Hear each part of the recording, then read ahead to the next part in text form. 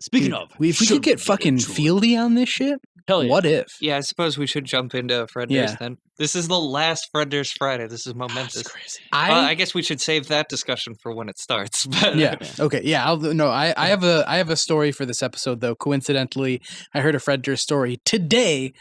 Ooh. And I want to share it because I thought it was really funny. Hell yeah. So I mean, that's the thing. Fred Durst is really just. You can always start a conversation with so Fred ubiquitous. Durst. He's just so ubiquitous. we should get Fred Durst on this show. Yeah, honestly, can we?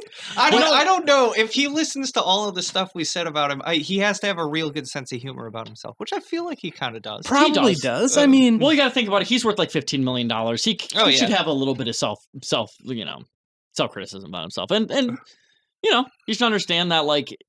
I think people are starting to unironically like him again. Mm-hmm. Yeah, I hope he's not a Mark McGrath about people who talk shit about him. He doesn't really give me that vibe. He seems like a pretty chill dude, honestly, which is hilarious because of his persona. Right, yeah, but I mean, he seems like... I hope you know he packs a chainsaw. Yeah, he packs a motherfucking chainsaw. Yeah, what? He'll skin your ass raw, but just don't ruin his day, I guess. Yeah. If it all stays chill, he'll just be fine. And if your fucking face. And if his band keeps going this way, he just might, call you an asshole. You're a dick.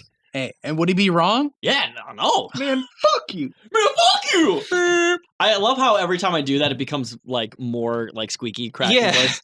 Like I tried doing honestly, it the other day. It's become such a squeaky crack thing, like among all of us when we yell it. That when I watched Pauly Shore's Dead and heard it in there, I was like, that's not at all how I remember it. See, I think when we do it, the goal is to see how squeaky we can get. No, yes. It's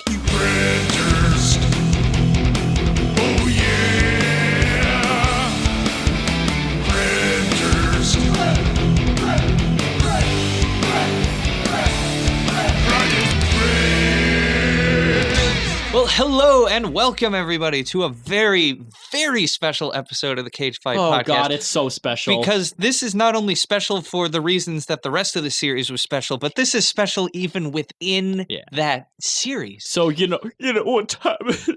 It's the last episode. I'm getting a little emotional here. I'm not gonna lie. So I'm gonna try to go, but I don't cry because I'm not a little pussy bitch. You know what time it is. It's the time to say goodbye.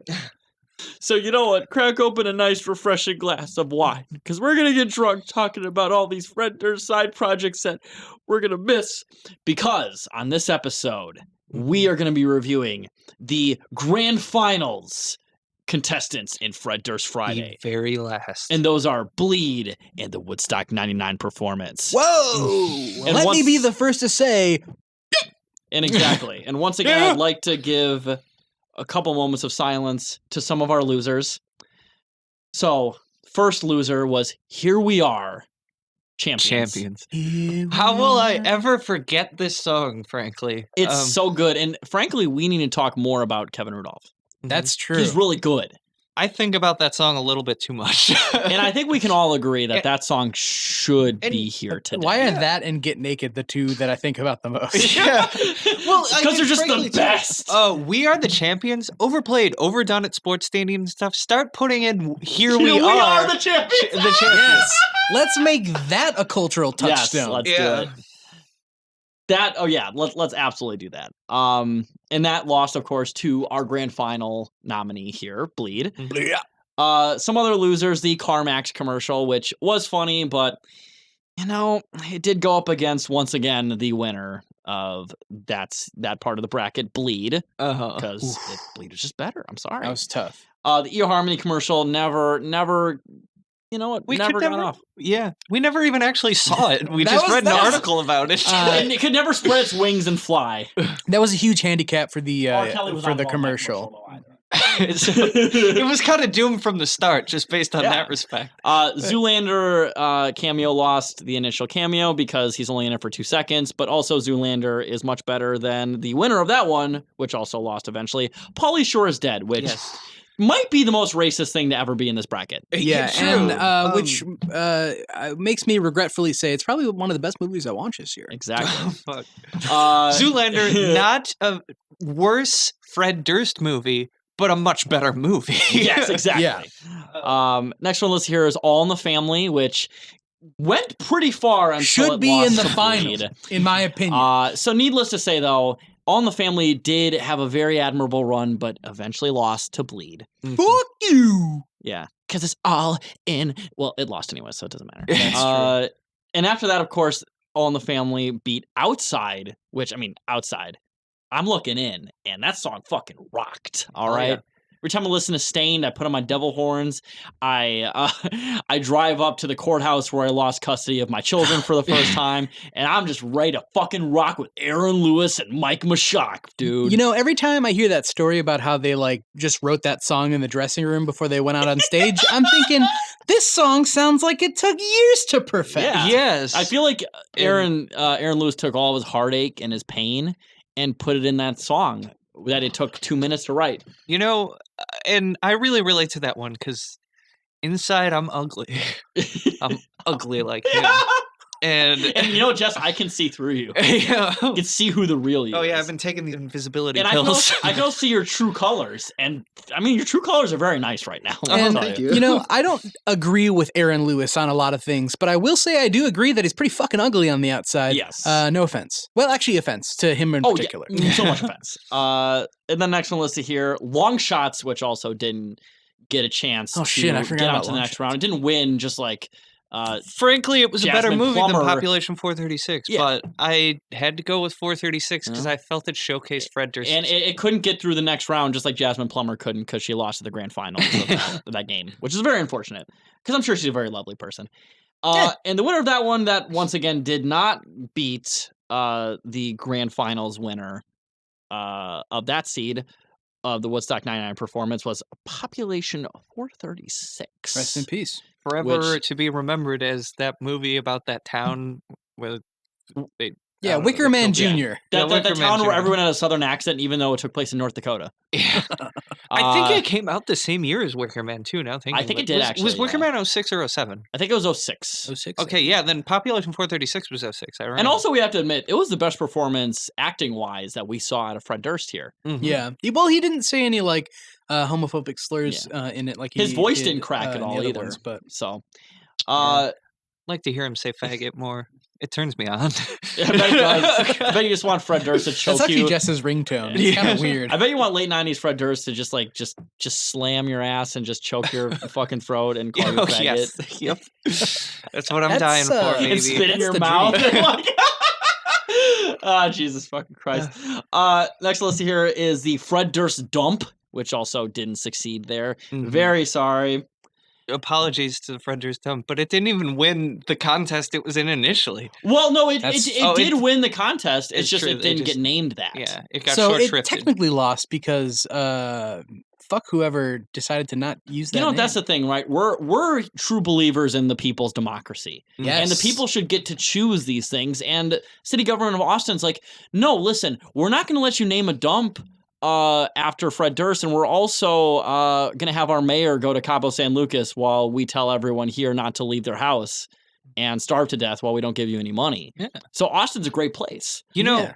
It won the not only popular are vote we for a Christ's sake. fan of, as you said, the people's democracy. We're also big fans of the Chinese democracy. Yes, and honestly, if One of the best free Dr. Peppers I ever drank. yeah, and was it Dr. Pepper or was it like tacos at Taco Bell? I think it's something different. That might be something. It was Dr. Pepper for sure. Okay. But- Because I remember there was another contest where, like, if this didn't happen, you got a free taco at Taco Bell or some Yeah. shit. It was something like that. I'll forever remember Chinese democracy as having been gifted to me, and then I tried to turn it in at a music exchange store where they bought CDs, and they wouldn't take it. And then the next one after that was the Education of Charlie Banks, which didn't go anywhere to the bemusement of Jess. The Yeah. bemusement, that's the wrong word I think you're thinking of. It No, should be you were the very happy. aggravation. You were very happy that it didn't because you hated that movie. Oh, yes. And you wanted to watch that. You wanted to watch the winner of that round, which unfortunately didn't make to the grand finals either, The Fanatic, Yes. because you just love shitting on autistic and mentally challenged people. Okay. Which, Yeah, once again, though, I think it's criminal that movie didn't make it to the grand finals because it's just the best thing of all time. Yeah. But you voted against it. I'm just saying it's the best movie of all time. Just because I wasn't feeling it that day doesn't mean I don't feel about it like nearly all the time. That's true. And I think we can all agree that we're all ableist, but Yes, uh, we're all very problematic. we also respect good art. I agree. Then, of course, the last two songs here. Seamless, which seamlessly beat Get Naked. Which Get Naked has to be, I mean, come on, the best song. I'm surprised I didn't get it going. Why is that song stuck in my head all of the time? It's an earworm in the worst fucking way possible. I don't understand it. Get naked. Get naked. It is, and I watched the original version, the shitty music video rip from like the early 2000s, and then I tried watching the actual streamable version you get on Spotify. And granted, the one on Spotify sounds better, but it also may sound worse because I can understand more of what's going on in the song. Oh yeah. So it makes it worse in that fucking way. Yeah. Get Naked might be the worst non-crunkcore song I've ever heard in my entire fucking life. That's true. Although if Broken Side did a remix, that might be perfect. Could you? Okay, Jess. We have to do a crunkcore bracket at some fucking point. Oh God.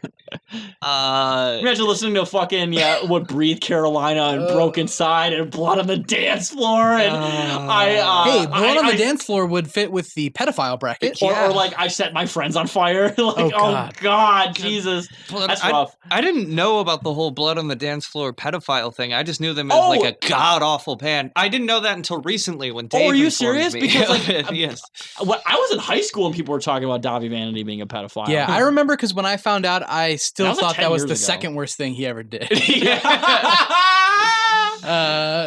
no, I mean, Davi Vanity literally was like a sex offender before the band even started, I think.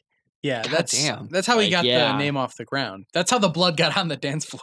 you know you're a good band when you name yourself off after a single from Michael Jackson's late 90s period. Is that what that is a reference to? It's a reference to a Michael Jackson song that came out in like 1998. Oh God. Which is objectively, I think we can all agree, is Michael Jackson's best work. Yeah, I love his late 90s work. Yeah, he's doing his best stuff like Korn and Limp Bizkit work. Hey, he had Slash on a song with so that's pretty cool. Yeah, Black or White. Jesus. Oh shit. Okay, fair enough. He did that duet with Paul McCartney. That's true about how black people are not as cool as white people. Oh, so he did it. He was Ebony and Ivory. Right? Wait, didn't they do the Girl Is Mine on Thriller? Oh yeah. He also did the duet with Eddie Murphy. What's up with you? Fucking Earache My Eye Part 2. Yes, exactly. Oh my God, Korn's Earache in My Eye, or Earache My Eye, should I say, is awesome. I listened to it like 2 nights ago. It rocks. Really? I don't remember. I just remember that they did it. They did. I mean, I think it's better than the original. I'll just say that. Fuck. That you're probably right though.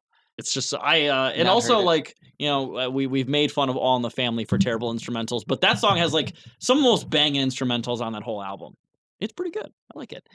But yes, those are some of our sore losers. And to get into the real episode without crying this time, I will say, I can't promise that. All right, partner. It's time to kick back, relax, open up a nice, refreshing glass of hot dog flavored water, open up a nice, delicious chocolatey pack of chocolate starfish, because today we're going to get into the last episode of some Fred Durst shit. Woo! So yeah, once again, we're going to be reviewing. I hope you know what pack of chainsaw. Yeah, I don't even know how to pack a chainsaw. But yes, we're going to be reviewing Bleed and the Woodstock 99 performance. Whoa! And we've reviewed these things several times, but I will give a quick refresher on Bleed first, because that was the first thing here. So Bleed is a 1998 song from the band Soulfly off their debut album, and this was, I believe, the first single from the band Soulfly. This song is notable for being the most stepson nu metal song of all time, because the song not only features live performances with one of his stepsons, but also is a song written about the death of his other stepson. Yep. So this song is super stepson, and also Soulfly now features his biological son on drums. So his band just features a lot of stepson, stepdad, and dad energy. And also, speaking of dads, Fred Durst was on the song, and I think had the best guest verse of any song that's been on this bracket. Yeah. I think we can agree on that. Yeah, I would say that I think this is Fred Durst's best feature that he's done. Yes. Yeah, they should call it Breed, because this makes me want to fuck. That we heard on this bracket. And also, Fred Durst was a dad at this time. There's a lot of dad energy. So much. But he's not a dad anymore. He is He a was dad a now. dad until the guy from Soulfly's stepson actually killed all his sons. Oh, I see. Oh God, They're That's- warring yeah. families. It's like, listen, I'm a dad, and I was like, I used to be a dad. Oh, I'm still a dad now, but I used to be too. Yeah, Mitch Hedberg, if he ever was. Well, a Mitch dad, Hedberg's he's dead not. too. I shouldn't He's, say that. he's not a dad if he ever was. I don't know. But, Oh God, rest in peace, Mitch Hedberg. You're Midwest King energy there. But yes, and also, Sorry. I was just gonna make some real bad jokes about we got an absent father. He's fucking dead. about as absent as you can get. God. And last episode we talked about this. We also did read a really good article on Max Cavalera's thoughts on writing this song as well. So there's a lot of really interesting and good things to say about this song individually, I will say. Oh yeah. So this song is very notable for being the only song in this bracket that actually has a lot of interesting shit to say about it.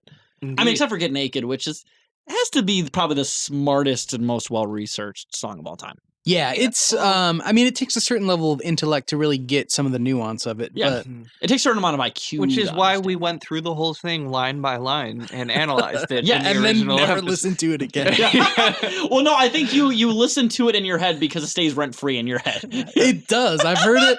I heard it like 2 or 3 times in preparation for that episode, and never since. But it's still in my head. Oh yeah, me too. Yeah, it's disgusting. I've yeah. listened to it maybe once since because I'm like, I just need to listen to this to try to. I just need to know why. I think I need to get it out of my system, and maybe I'll jam to some Methods of Mayhem on the way home. Oh fuck yeah, dude! Is that what? Wait, Methods of Mayhem? Yes, Methods Yeah. of Mayhem. Yeah, they have 2 be albums, and Meth one came out Heads like of last Mayhem. year. That's mind blowing. It does not have T-Lo or Mixmaster Mike on it though. That's fucked up. So Okay, now Tilo I went on a Green? weird. Okay, so there's Methods of Mayhem. I thought of Method Man, but what if he was Meth Head Man? no, I think Dave made that joke on an earlier episode when I made a Nick Cage as like a method actor. Headman. Oh He yeah. said, "Oh, you mean a meth head actor?" Oh, Meth Headman says stuff like, I'll fucking put the rock in the pipe and light it up. Yeah. I'll let that heat up over the lighter real slow, and then But you know what? fuck yes for the deep cut 36 Chambers reference. Oh, never mind. I got excited because I'm like, I thought you mentioned the Alaska band 36 Crazy Fists, and I'm like, who the fuck has referenced 36 Crazy Fists in the year 2020? And it's like, oh, never mind. You mean the Wu-Tang album. Five Never Finger 36 Crazy Fists. mind. You know, to be fair, Five Finger Death Punch don't is wanna something hear I've that. definitely given to a girl at some point. Oh. But that's neither here nor there. But yes. That doesn't sound good. Is this domestic you mean- abuse or fisting? We need to classify. We're talking about fisting here. Oh, Okay, I thought you that's meant okay. you stopped her heart. Yeah, I thought you You fucking kickstart my heart. No, okay, let's not. I mean, we already did mention Tommy Lee and Motley Crue. That's true. Let's not reference that anymore. Yeah. But I will It's say, out of the bracket. is there anything else we want to talk about Bleed before we get on to our next grand finals challenger here? No. Oh, I didn't tell my Fred Durst story, but that's not related. Oh to yeah, either please of them. tell me your Fred Durst story. Okay. So I was listening to a podcast today. They're more successful than we are, so they don't need a shout out.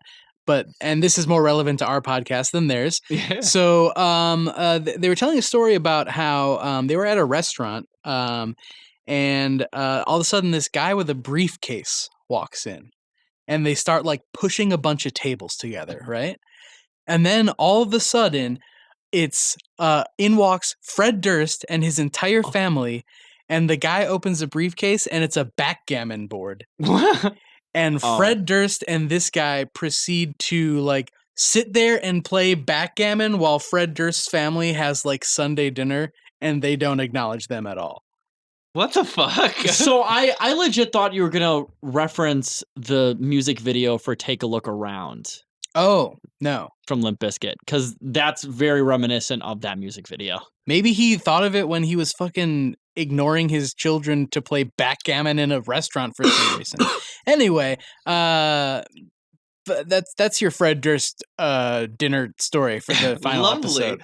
I don't understand why he chose to play backgammon at a restaurant, ignoring his family. But I mean, he could what- easily do that at home. I mean, Uh. listen, there's never a good time to not ignore your family. That's true. All I can say is I hope Fred got checkmate that day. Yeah, exactly. All right. But yes, let's get into the last challenger here. And I will say the last challenger here, that is objectively a very negative event that happened in music history. Now, what makes you say that? Oh, I'm going to say the sexual assaults, arrests. Okay, but if it wasn't for that. Well, okay, I will say, though, their actual The sewage leaking into performance is tents. good, but also what led to it is objectively a little problematic. Mhm. I would say, Jess, do you think it was worth having a really good Limp Bizkit performance while a actual gang rape was happening? Do you think that's a thing that should be allowed to exist in the same realm? I just thought of a great name for an album. Soundtrack to a gang rape. Well, you just play Woodstock, Fred Durst, like Limp Bizkit's Woodstock 99 performance. You know, I don't think it was worth it really in the end, especially to the people who got gang raped, that there was a great Bizkit performance. And also the actual well-documented camera footage of women getting groped. During the song Nookie, by the way, which is also a little... It's a little on the nose. Yeah, a little on the nose there, yeah. I mean, I will say it's a very notable and very infamous part of Limp Bizkit and by extension Fred Durst's It is, existence. and it was kind of a pivotal point in their career. But... immensely. I mean, it was the thing that I think really kind of cemented either your love or hate opinion of Limp Bizkit. Because Limp Bizkit were like a big band by that point. Significant Other, interestingly enough, hadn't came out yet. Really? It was still a couple months out. Oh, but the singles were out. But the singles were out, yes. So it was a very pivotal moment where, like, Significant Other was about to come out. You know, they were a rising name, and that just really just fucking blew everything out. Yeah, to go from rising name to, like, national headline type stuff. Yeah, for of course, very negative reasons that happened. But any publicity is something publicity. Look at the XXX Tentacion, right? Like, you know, that's true. Featured on the Into the Spider-Verse soundtrack. Wait, is he really? Yeah. Oh, fuck. I thought, because I knew that there were a bunch of fucking, I know Post Malone. I thought it was Juice WRLD was on Juice there. WRLD, yeah. I didn't realize Tentacion was on that too. Yeah. But yeah, I'm sorry. Actually, Woodstock 99 came out the month after Significant Other. Oh, but within very close proximity of each other. So yeah, maybe everybody was assaulting each other because they were so mad that they didn't know all the words yet. And I think the reason I thought it came out a little earlier is because the music video for Rearranged directly references Woodstock 99. Oh, maybe they did the video after the fact. They must have, yes. Or they're very good at. They're like the Nostradamus of nu metal. Yeah. So. And I will say, just to reiterate to our audience, even though Limp Bizkit were very pivotal in escalating the mayhem that happened, they weren't the method of the mayhem. No, but they didn't do a whole lot to bring it down. But they were not the instigators of it. Like, they weren't going out being like, "Yeah, rape all the women while we play songs."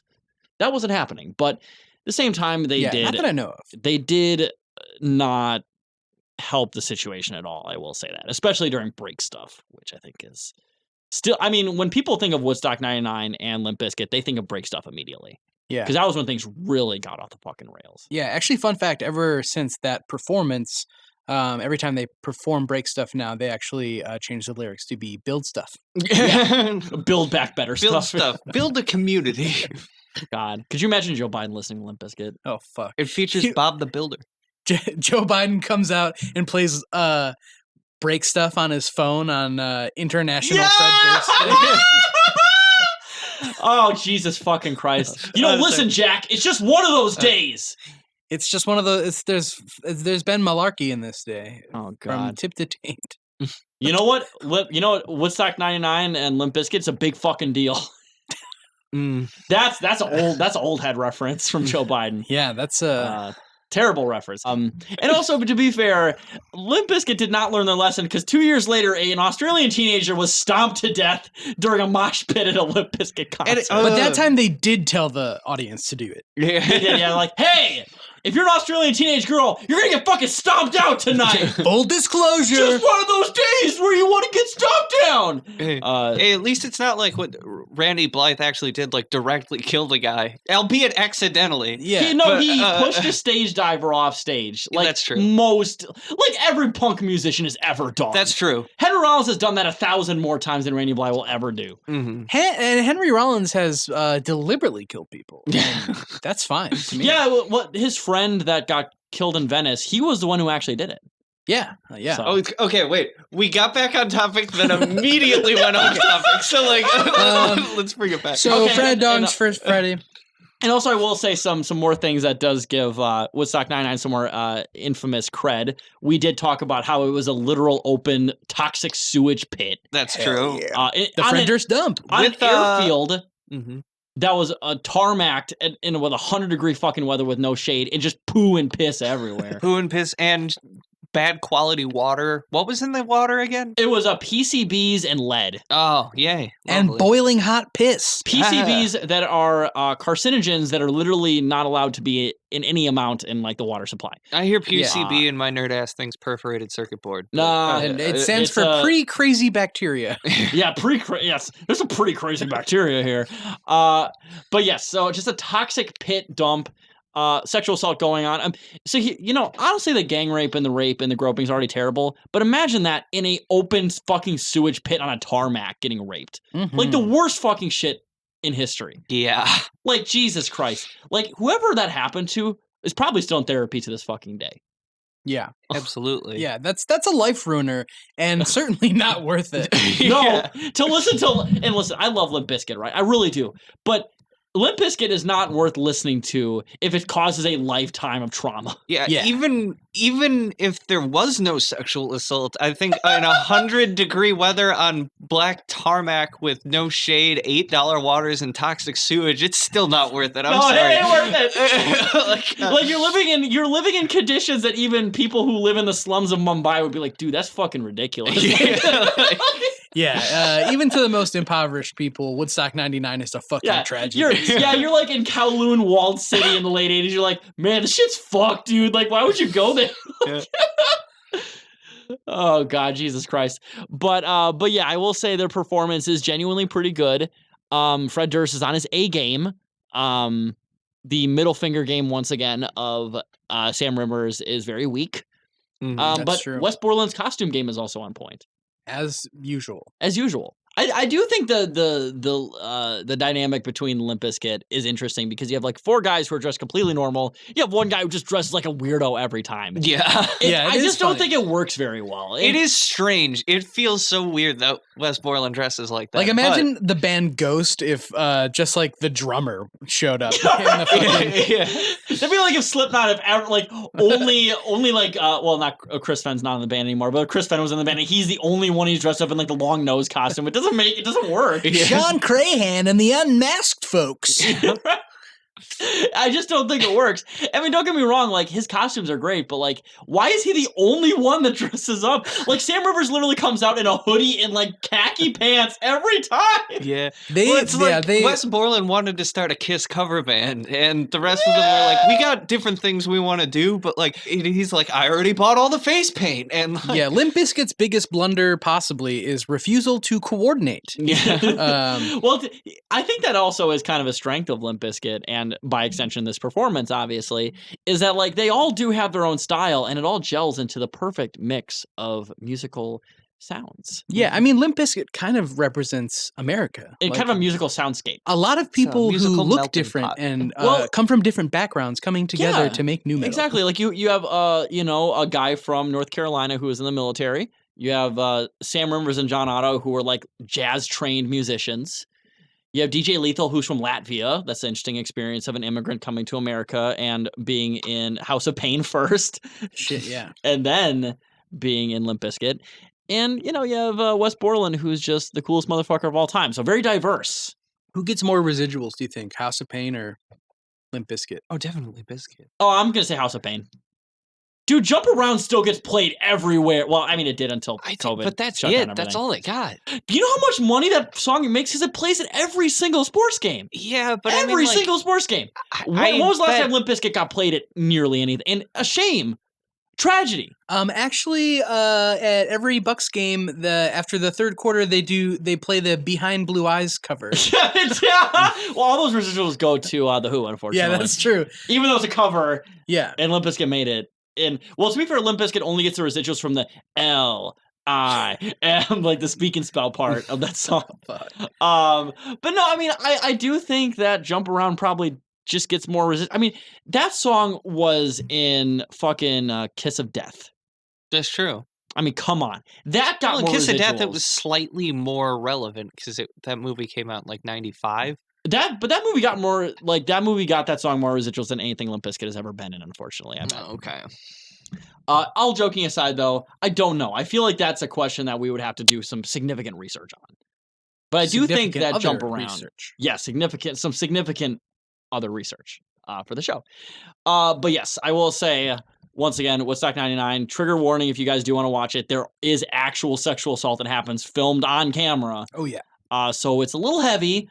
I mean, the whole performance is heavy. Just musically. listen to the audio. Yeah, I would agree. If you can, because I mean, it was on our released podcast episode where we played the whole thing. But it was released on Good CD. It was released on CD and DVD. So if you can get the CD version, just listen to that. I wouldn't recommend watching it just because of the sexual assault that happens. Yeah. But you know, A lot of good other stuff, though. You know. And I will say, Limp If you Bizkit just does a set pretty aside- good performance for every awful thing that was going on at Woodstock 99. So I think we do have to judge that as well. But is there anything to add before we get on to the final vote here? Now, here, I guess we could say, are we voting on like quality or significance or? Well, if Or we're just going to vote whatever on things so we that's choose. significant other things about it, I think it's obvious which one we choose. That's true. So, But I that- think we that should would also stack it. choose which one we think is just either the most Fred Durst, the best, anything else. The most Durstian. The I most think is what it Durstian. comes down. And I'm a Durstiest. Fred Durstorian, so I do Mm-hmm. feel like my opinion should weigh at least 3 times as much as your guys. That's true. So whichever one I choose would pretty much automatically win. So let's have Taylor vote. Yeah, right. But I will say, whichever one you choose, whichever one you think is the single best Fred Durst thing. He's wrong. This is a big moment, everybody. Now it This should is either the monumental. best Fred Durst thing, most important, etc. Doesn't matter. Whichever one you feel is appropriate to vote for. And I will once again say this is the final one, so we have to make it count, guys. All right. Can we? Is there a write-in option? You know that's the thing is that you were able to vote by mail until November 3rd. Oh shit. And it has to be postmarked by November 3rd too, unfortunately. Okay. Well, we're gonna throw out about 150,000 votes because they didn't. Once again, the great steal We found a way to of make them this not vote. qualify. Mm-hmm. So yeah, 150,000 people were going to participate in this election, but they sat out for some reason. So, Oh God, are we doing that countdown? we are doing that. Delicious Oh, I'm countdown? sorry, Dave. Do you want to do the countdown? What? Dave, do you want to do this final? Listen, this is the final countdown of Fred Durst Friday. Come on, man. You know, fine. No, Ah! can't even do this. Just Come like on, this it's one the time. last time for Fred Durst Friday. This is a momentous I occasion. am asking Yeah, Dave, you Okay. cunt. Okay, you know what? you to Wait, what? I don't know. I was trying to push him, but it didn't work. Yeah, we were trying to push you, but we couldn't hear what you were saying there. You cut out if you were saying something else. Yeah, Dave. God damn. Okay, this is a good. I give up. Okay. 1, One. 7, Fuck! 6, He's going down. 7, Okay. Oh, damn okay. it! I thought. 3, We have a I thought literate for sure Dave. we 2, 7, Fuck! Wait, he said 3, 2, and 1. We could cut it together. Yeah, we can. 7, All right, I'll do it then. 7, 3, 2, 1. 1. Bleed. Woodstock 99. What'd you say, Jess? Bleed. I said bleed too. You fucking. Okay, so listen. So the only reason I said this, right, is, and I'm glad you decided to vote with me, Jess, because even though Woodstock 99 was a very pivotal moment, and it was very There's a lot pivotal to and talk about important with it, in but- Fred Durst's life, it was also objectively extremely negative. Yeah. Yeah, that's why I voted for it. So you're a very Horrible negative things person. happen. I do have to say, it is kind of almost hilarious to read about just how god awful the conditions were there. Like that, there was tainted water that there was open sewage running People were into literally tents. sleeping at night in open sewage in their tents. It borders on comedy, like how fucking insane all the conditions were. Like the UN would show up and be like, "Yo, dude, you need to fix this shit right now." Like, Yeah, but, like, the combination of things going on is fucking so absurd. they would consider that a war zone. Yeah. I mean, it was literally a war. There were literally war crimes going on. If Woodstock 99 happened today, we would fucking drone strike it before Seriously. anything happened. And also, like, Bleed, even though it did come from very negative circumstances, I mean, it was like an actual therapeutic thing for Max Cavalera. Like, he used it as a way to, like, help cope with the death of his stepson. And I think that's honestly very moving and beautiful in a way. It made a lot of Max Cavalera's stepsons and sons really probably happy. I just think it's really fucked up that he killed his stepson to get inspiration. Once again, though, it was never proven in the court of law. That's true. Now, also, Casey Anthony was. Casey Anthony did not kill anybody. She was Angel, not guilty. and found not guilty by a jury of her peers. You just say like they were no angel. No, Casey Anthony is an angel. Yeah. We don't agree with that. She's hot as fuck. An angel of death. I'd call her a MILF, but you don't want to fuck her right now. That was the thing. No, she's not a mother anymore. Yeah.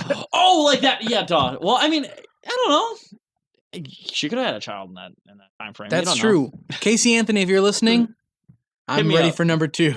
But yes, I will say we will crown. Here we are at a champion. Bleed. Yes. It's kind of fucked up that we beat the song that we are using to celebrate Bleed. Well, that's the thing is that they're bending the knee. They're like, well, I thought I was a champion. Well, you are now the champion. Here you are the champion. Yeah. And I just feel good to be beaten by the best, you know? Yeah, they say it can't be done, but it was. Bleed won. I can't believe, that's amazing. We crowned a champion on Fred Durst fucking Friday. You know, wrong champion, I thought it would be a long fucking time before we ever crowned a champion on the Cage Fight podcast. But then we got this fucking podcast, and it's hard to believe that this already all went by. Yeah, seriously. Episodes. This is 15 episodes. Yeah. Now, damn. Let me just, for the record books, I just want to say Woodstock 99, regardless of what was in the final, should be the winner of this bracket. But in an alternate reality, alternate history, The Fanatic and All in the Family should have been the final 2 in the first place. We could do a bronze match. Yeah, we could. Yeah, we could do the losers final. Yeah. That's true. As long as we acknowledge that whatever wins the bronze match is the true winner. Well, no, if we're doing double elimination, it'll go up against the grand final, because this is essentially the winner's final. Well, I think by naming Bleed the winner, we are eliminating it Oh, yeah. Okay. from loser contention. Yeah. So,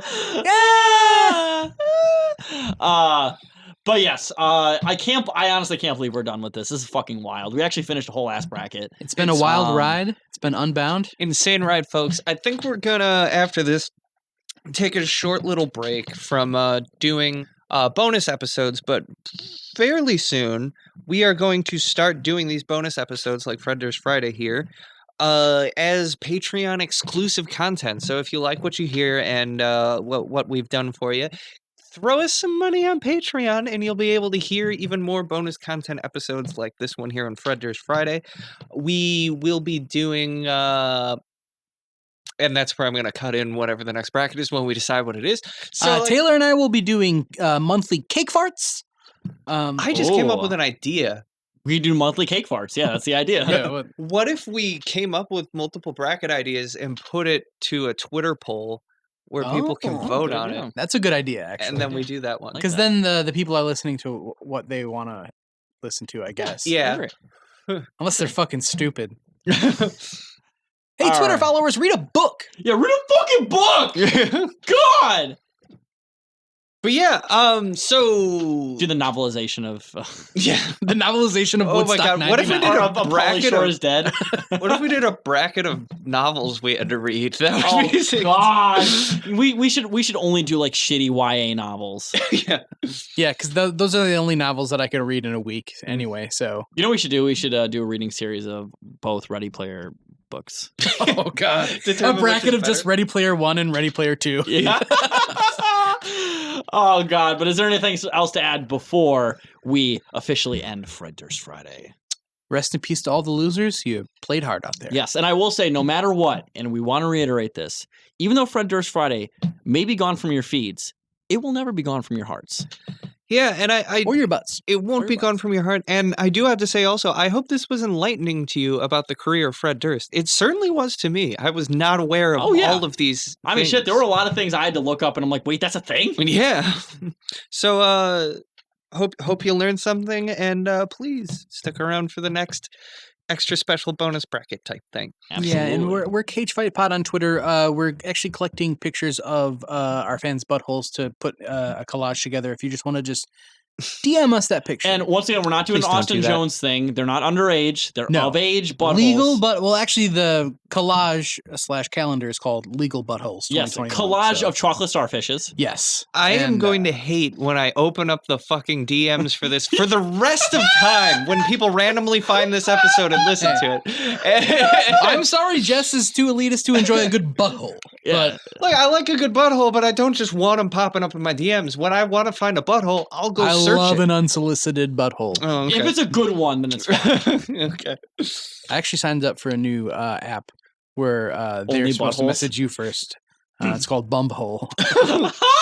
Y'all are just- bringing Falcon Jacob to mind right now, and I don't like it. Thanks for listening. Absolutely. This is Taylor signing off. And Mike. Bye-bye.